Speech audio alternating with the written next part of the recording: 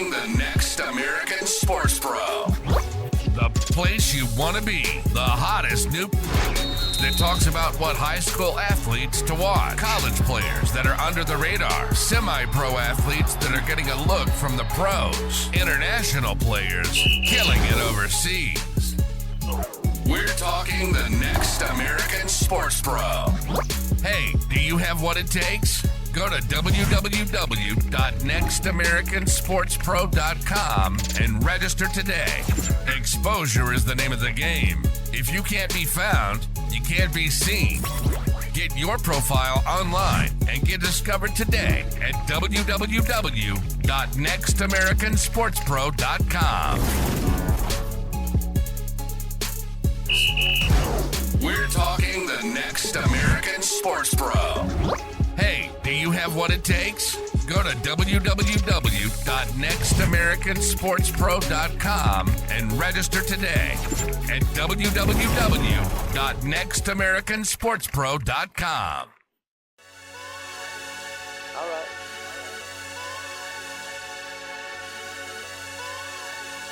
All right.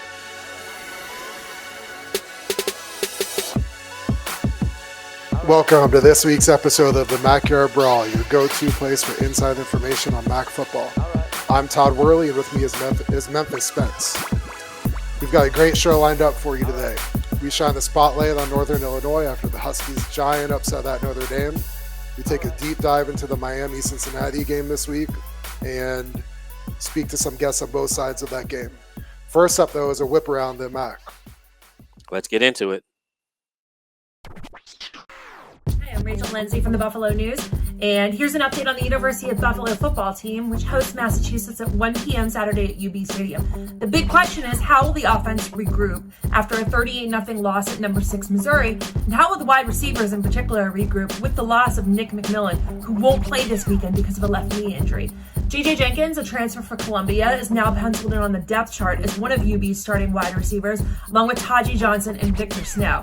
And UB's got to kick it up after having only 55 passing yards at Missouri, which is also the number 1 pass defense in the country. UB also needs to capitalize on possession. They only had 52 plays to Missouri's 83 last weekend. And UB's longest drive was 9 plays and 4.5 minutes. UB also has another factor they've got to look at. They're going to be playing UMass, coached by Don Brown. Don Brown is a bit of a defensive wizard. He was at Michigan, he was at Maryland, he was at UConn as a defensive coordinator, he was at Arizona as a defensive coordinator before taking over Massachusetts in 2022. Minutemen are going to focus on defense, and that's going to be a challenge for the Bulls coming out of that shutout at Missouri. Let's touch on some injuries from Western Michigan. I got word from Lance Taylor that starting left tackle Adam Vandervest is going to be out for the year. He had a season-ending knee surgery. And Kenny Womack, their leading wide receiver, is dealing with a hand injury that he suffered in fall camp. He broke a bone in his left hand. He's considered week to week by the staff, but signs are looking towards Womack returning once MAC play kicks off here in a couple of weeks. So, the keys for Western Michigan against Bethune-Cookman on Saturday. It's got to start with Jalen Buckley. Buckley is the reigning MAC Freshman of the Year. He put up over 1,000 yards rushing last year, and he ran for a pair of touchdowns against Wisconsin. It's got to start with him. Got to establish the run. That's where the Broncos thrive. That sets up Hayden Wolf, their quarterback, in this passing game, who, obviously they're dealing with their leading wide receiver and injury, but I look for receivers like Anthony Sambucci, Malik Diadon, Bugs Mortimer, or Jordan Parker. One of those guys is going to step up and have a big game for them. It starts with running the football. That opens up the passing game. And I look for Hayden Wolf to take some more downfield shots under the new offensive coordinator, Walt Bell. Stretch the field vertically. I want to see some explosive plays. That will give Western Michigan some confidence, going into the middle of their season. The defense is going to need to contain the dual threat abilities of Ransom, and I look for their defensive line to really kind of establish themselves as a standout group. But the keys, again, it's got to be running the football. It's got to be show some explosiveness in the passing game, maybe a turnover or two from the defense to get themselves in the victory column. My prediction, Western Michigan 35, Bethune-Cookman 14. Hey there, Maction fans. This is Cade Hampton with the Muncie Star-Press giving you a quick report on the Ball State Cardinals. Ball State started its 100th football season with a 42-34 victory over Missouri State. Redshirt freshman QB Caden Simonza shook off an early pick six and scored 5 total touchdowns, throwing for 4 and running for 1. And Eastern Kentucky transfer running back Braden Sloan made his Cardinals debut in style with 149 all-purpose yards and 2 touchdowns.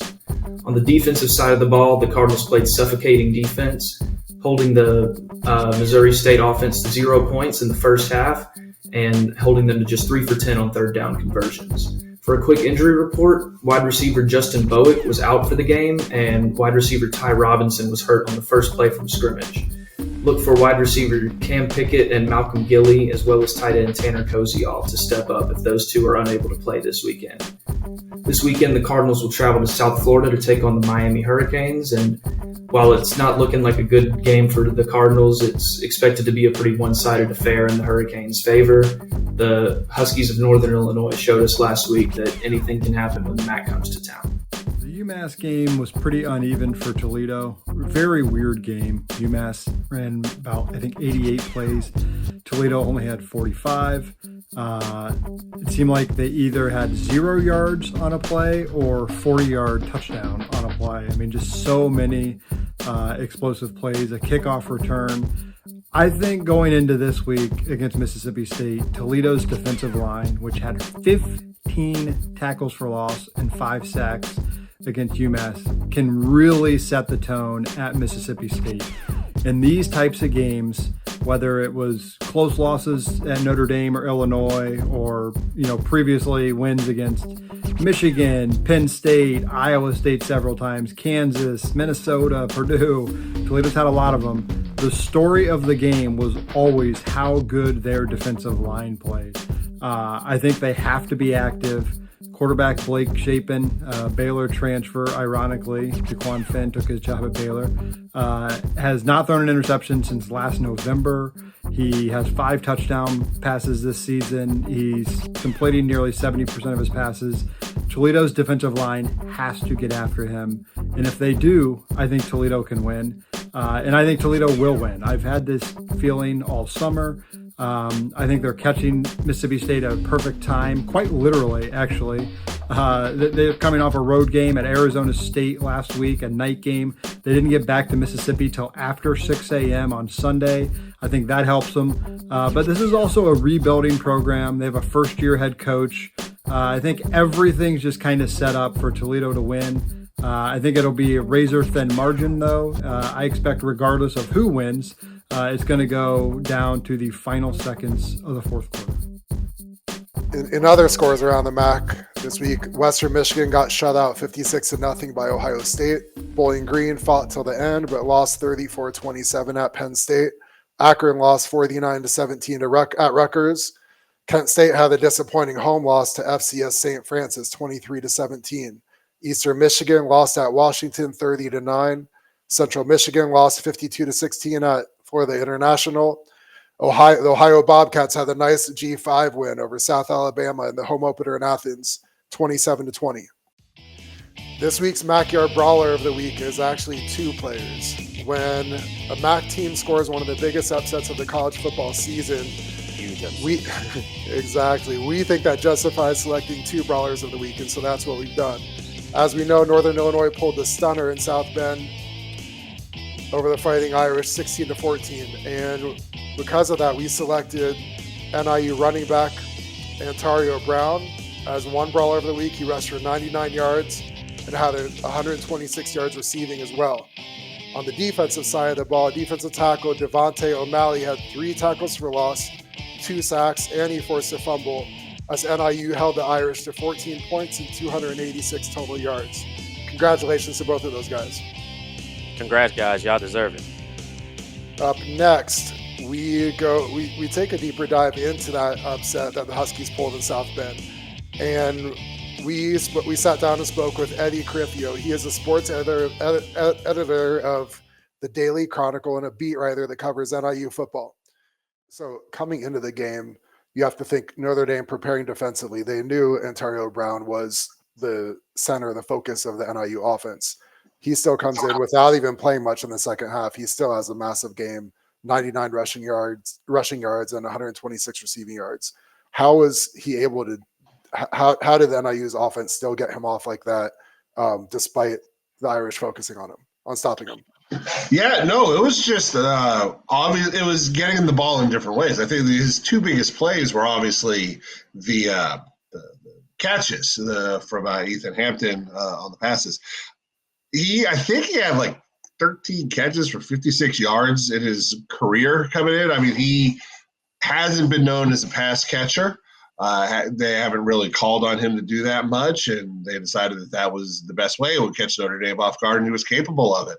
That was something he said in the press conference, actually, is that he didn't even, it was surprising to him that they were going to ask him to do that. But it's like, okay, and you saw the results. So it was a lot of creativity from a coaching staff that's kind of dipped and waned in that category sometimes. And when they're at their lowest, they can get the Huskies get very predictable in their play calls.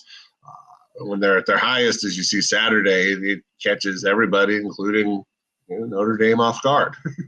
Of course.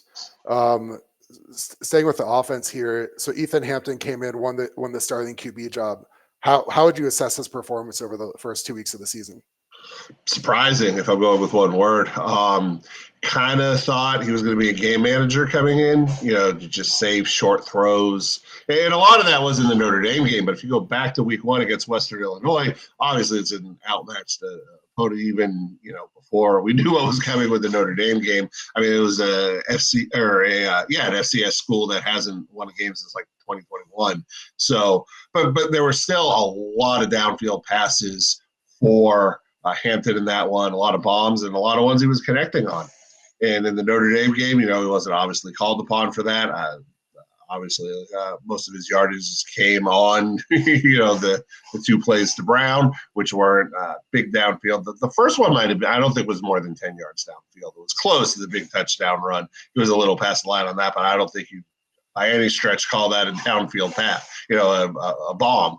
So that's probably been the most the surprise. That's probably been the how you would describe his play so far, is that he seems to have been seems more capable of game manager, although we saw the game manager capability shine against Notre Dame. I mean, he got so much done with his legs. There were 2 third and short, fourth and short situations where he scrambled for a first down on both of them, including that fourth down on the final drive there. He joked after the game that the team calls him immobile because of his lack of speed. But again, it got that was a huge first down. There was one earlier in the game too. I think it was on a field goal drive where it was like a 3rd and 2 and he had nothing and he ended up scrambling. And then on that fourth down, on the set of downs before the field goal attempt, they were about the 31 into the wind. It was probably too long. They wanted to get it closer. He had 3 receivers on the play. All of them were being clamped down. So he just scrambled for it. So it's been surprising for a very long answer to that question. Yeah, that might be one of the best nicknames I've heard. That's hilarious. I like Immobile? Yeah, that's why I've been dropping it every time I can. Right. So the defense, after the Irish had a big win at Texas A&M. They come home, and the Husky defense just clamps down, holds them to 286 total yards, 14 points. What was the key to the performance by the NIU defense? Yeah, this defense, is obviously legit. I think one of the biggest things that we've seen change from last year is their ability to force turnovers this year. They were very light in that department last 2 or 3 years, really. For as good as that defense was last year, they didn't force a lot of turnovers. But you look at key 2 interceptions. I mentioned the Furman one earlier in the game, and obviously the one by Mario Knighton to set up that last drive were just big. And those weren't, those are pass deflections in years past. and they ended up being interceptions this year. And I know the one led the points by Knighton in the fourth quarter. I'm pretty sure the Furman interception led to a field goal. Even if it didn't, it's still a big momentum changer, obviously. I think that's the biggest difference for this defense. I think line play is also huge. I mean, there were just the 2 sacks, but both by O'Malley.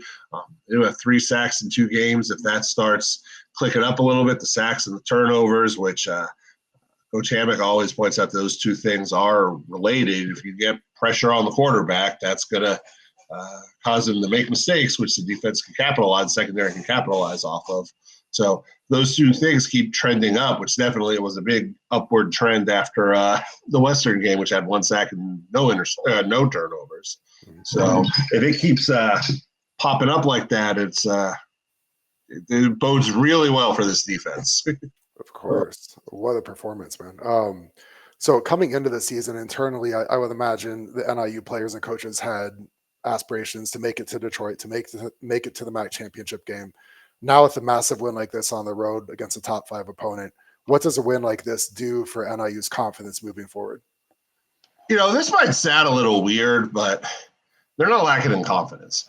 I mean, if you listen to they've been saying all year how this is a special team. And then after the Notre Dame game, they were like, no one thought we were going to win this game. We thought we were going to win this game. They were, and that it didn't come off as the usual, the usual team speak sort of, bravado sort of thing. I mean, this is a team that has completely bought in to themselves. And that's, I think, one of Hammock's strongest strengths as a coach. I mean, he gets guys ready to absolutely believe in every aspect that comes to that. I think I mentioned it on here before about them, almost being portal proof, or as close to a portal proof as a MAC team could be. They haven't had anybody leave since June 1st, which obviously there's a lot of that, especially with the MAC schools at this time. They had Trayvon Rudolph enter the portal in December, and he quickly came back. There's a culture and a buy-in of a belief, of what this team is capable of that everybody's 100% in on. So confidence-wise, honestly, I mean, it gets my attention, it gets your attention. It makes us a little more confident in the 15% chance I saw the ESPN analytics people giving them a making the playoff. But it gives all of the outside forces confidence, but this team was absolutely confident. I don't think it can go up any.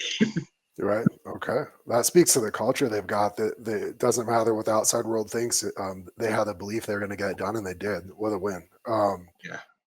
Great stuff from Eddie. There's such a big win for the Huskies on the road, not just for their program, but for the entire conference.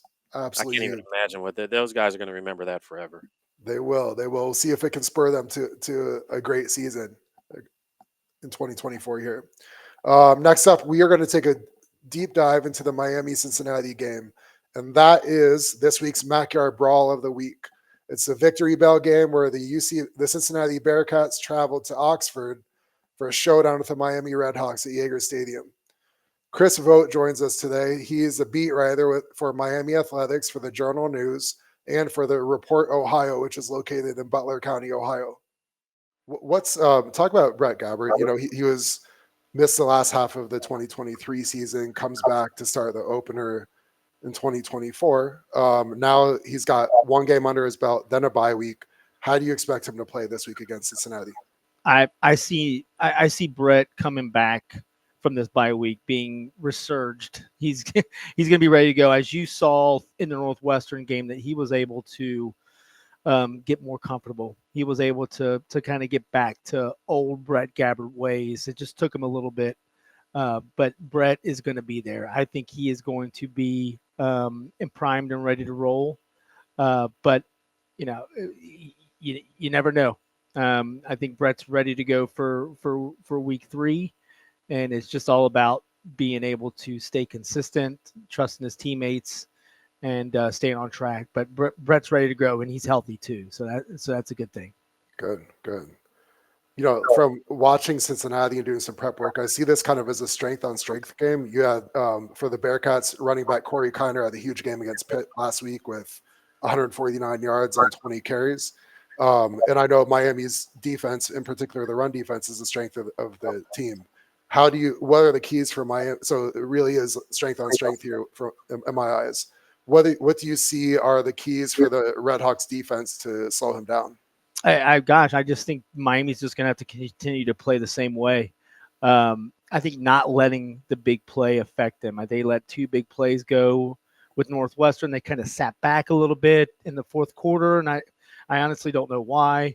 I think the secondary let a couple big passes go. So if Miami can consistently stop the run, stay consistent with the pass, and I know I'm being cliche-ish there, but if Miami stays sort of, I would say, conservative in terms of their defense, I think Corey Kiner is going to have a hard time chalking up some yards, and he's a local boy too. So we'll if Matt Salopek can kind of round up the defense and keep it going, I think Miami's going to have no problem with what Corey Kiner has, what he has to offer. But I think it's Sorsby you got to worry about.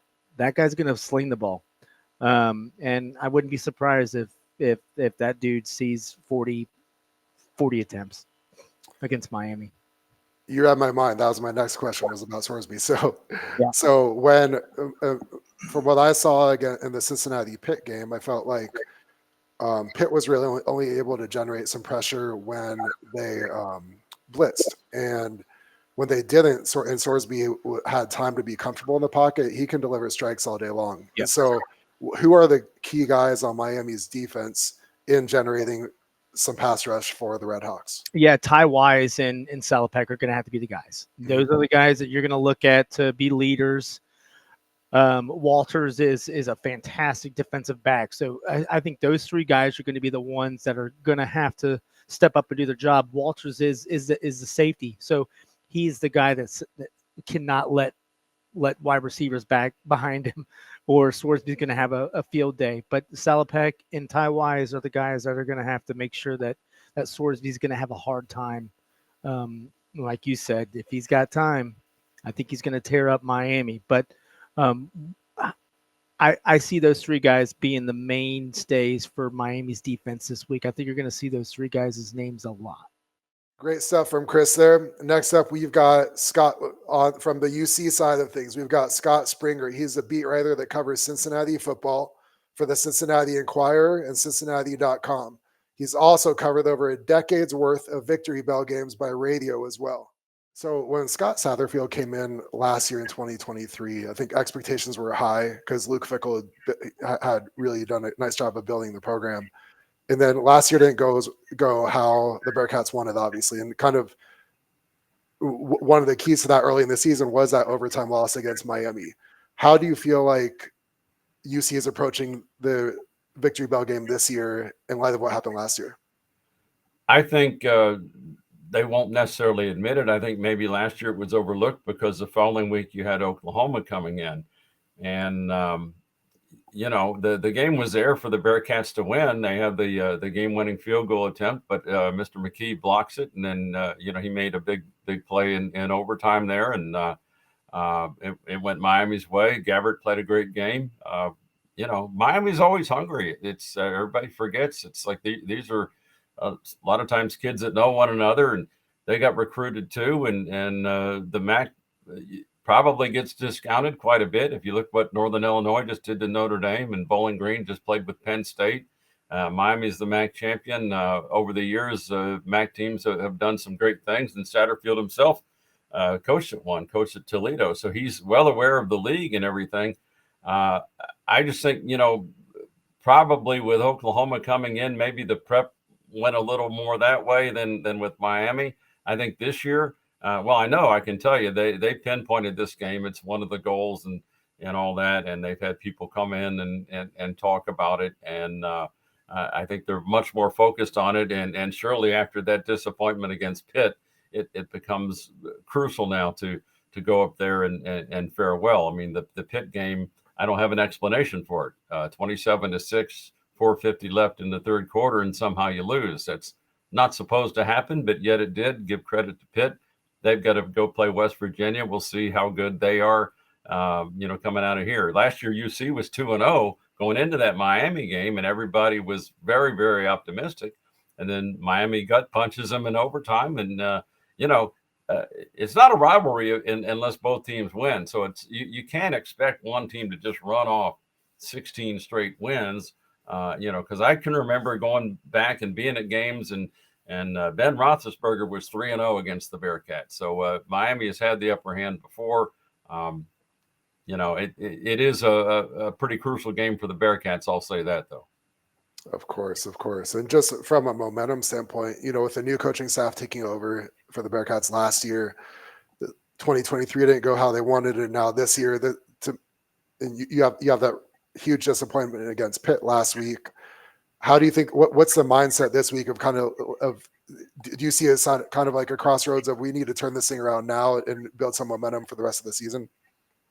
I think there has to be some pressure to do that. Now, what they've said is the senior leadership or the captains and all that. Last year, they had some guys that there was some infighting after that game because no one wants to lose the Victory Bell game, and that didn't sit well. There was a notable missing player against Oklahoma the following week, so you can do the math on that. But this year's team, they were more mature about it. They accepted the loss. I'm sure it still stung, and right now they're totally focused on Miami and trying to get the bell back, and they have to erase it because realistically it's only game 2. Like Florida State's 0-2. Notre Dame was probably heading to the CFP according to some people, and now they're 1-1. So a lot of weird things happened in week 2. So in the end, it's a loss. It's just the way you lost really, really stings. You maybe would have rather lost 28-10 than 28-27. Had they blocked the field goal at the end, UC's 2-0, and you're hearing a totally different tune, but it didn't happen. They gave up a big comeback to Pitt. Pitt's the one that's 2-0. And if Pitt had lost, I guarantee in Pittsburgh, somebody would be calling for Pat Narduzzi's head. That's just the way it works. It's a funny game, and people are just cuckoo about college football. It's more popular than ever. You can have all these house rulings and this and that, and people saying it's going downhill, but people are still watching in big numbers. Of course. It really is a game of inches. What does this, on a macro level, what does this rivalry, the Victory Bell game, mean to Cincinnati? Well, it's tied 60-7. And if they're only going to play 2 more, I think they would rather have the winning record. So therefore it's important. And then the Victory Bell itself, they'd like to have. It was nice and comfortable in the Richard E. Lender Center there for a while, and they had to tote it out last year and watch it go by. And I've been on both sides watching teams storm. I've seen Miami storm my way while I was on the UC sidelines as a radio reporter. And then I've seen, UC go get it and then bring it back. And, I can tell you, Doug Rosfeld, who's the chief of coaching for the Bengals, former Bearcat center and a captain, he came in and spoke to the guys yesterday and tried to fire them up. But he was legendary for if they won in Miami, all the way home on the bus, clang, clang, clang. And, you hear that nonstop. It's a good ring if you win. If you lost, you don't want to hear it. You want to cover your ears and run. Todd, he's the kind of guy that I could sit there and listen to all game long. Seriously, he's Radiohead like me. Oh, man, I love guys like that.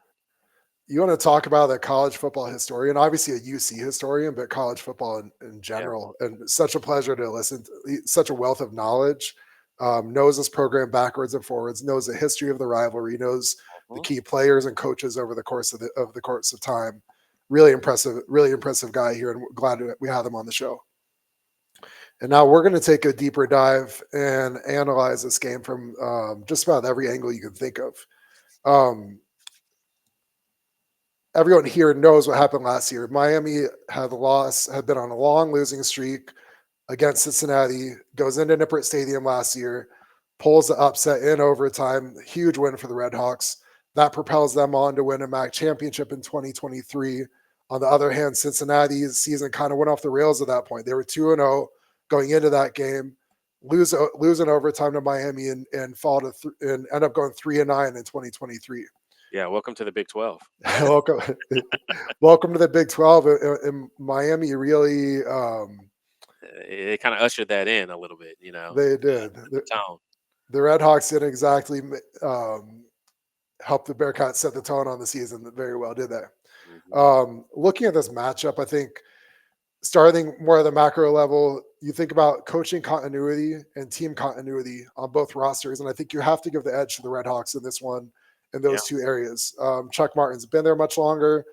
There isn't as much transfer portal activity with Miami as there is with Cincinnati. So from that standpoint, early in the season, I would imagine that Miami is going to have the edge in chemistry up and down the roster.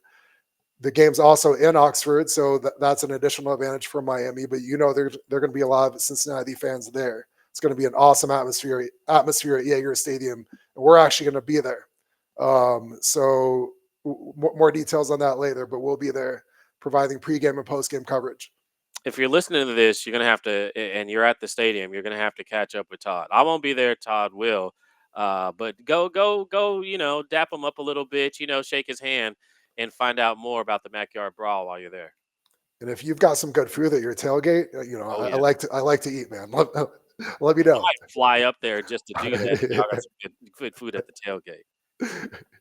So back to the Victory Bell Showdown. I think one thing to consider is the veteran players on Cincinnati's roster. I know they've got a lot of new faces this year, but the guys that have been there, think about their career. They've seen so many guys come before them in their program that never lost to Miami. They swept Miami, beat them every single year. Right. So now you've got some veteran players on UC's roster. That was a tough pill to swallow for them last year. And that they've been thinking about this for a full year now.